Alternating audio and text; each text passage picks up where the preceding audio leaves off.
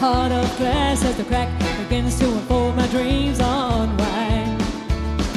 My life is a living. From Laytown in County Meath, the youngest of 7 children, Maria Butterly taught herself music at the age of 10.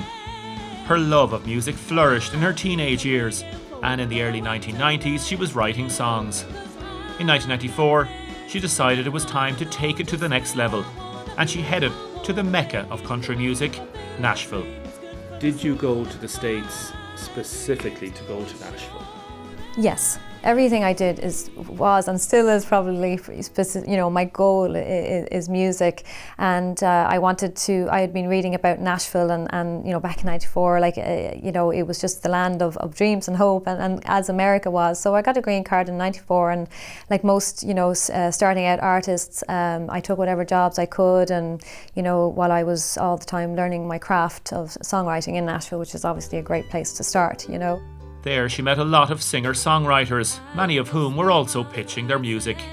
I was knocking on all the doors, of BMI to Sony to everybody. One day I walked into a room and I was pitching my songs, and Billy Ray Cyrus's brother was there and he was in pitching his songs, and I met Mary Chapin Carpenter, which was a great person to meet. Who else? I sideswept Vince Gill.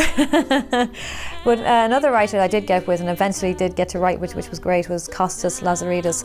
And he's a #1 songwriter many times over from Nashville, and had written What a Crying Shame for the Mavericks and Garth Brooks and many more. And another guy I came across then was Charles John Courteau, who eventually became a great friend of mine and co-writer on the album Blue Mandolin.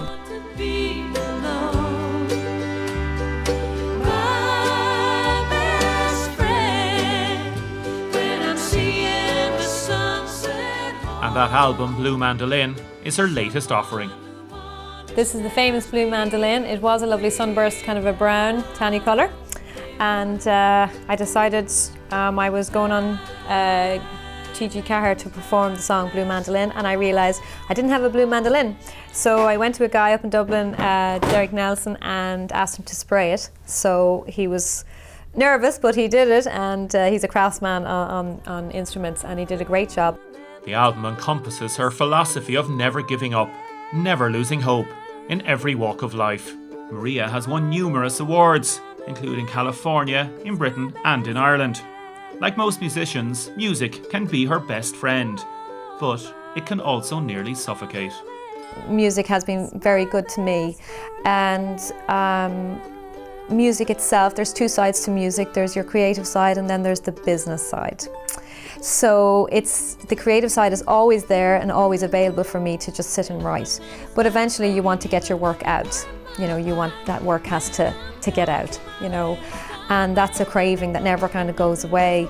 So in that respect, it has been absolutely brilliant to me, especially when I was in America and on my own.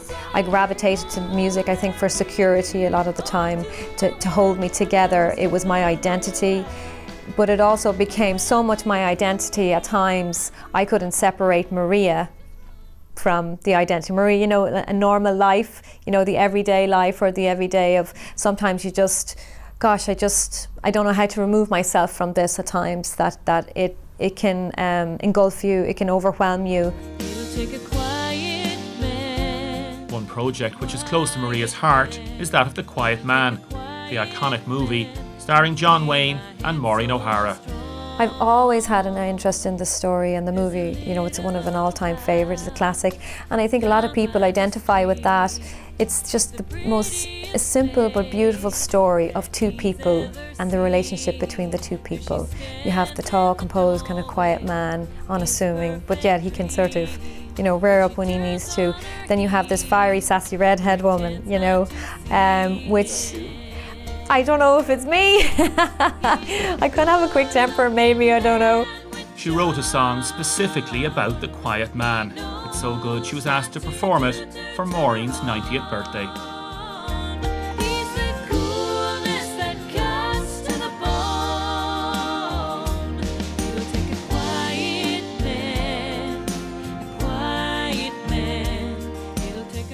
taking a break recently to visit the famous dolmen outside of Carlow Town.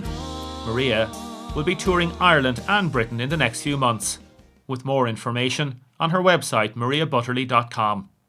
A superb musician, singer and songwriter.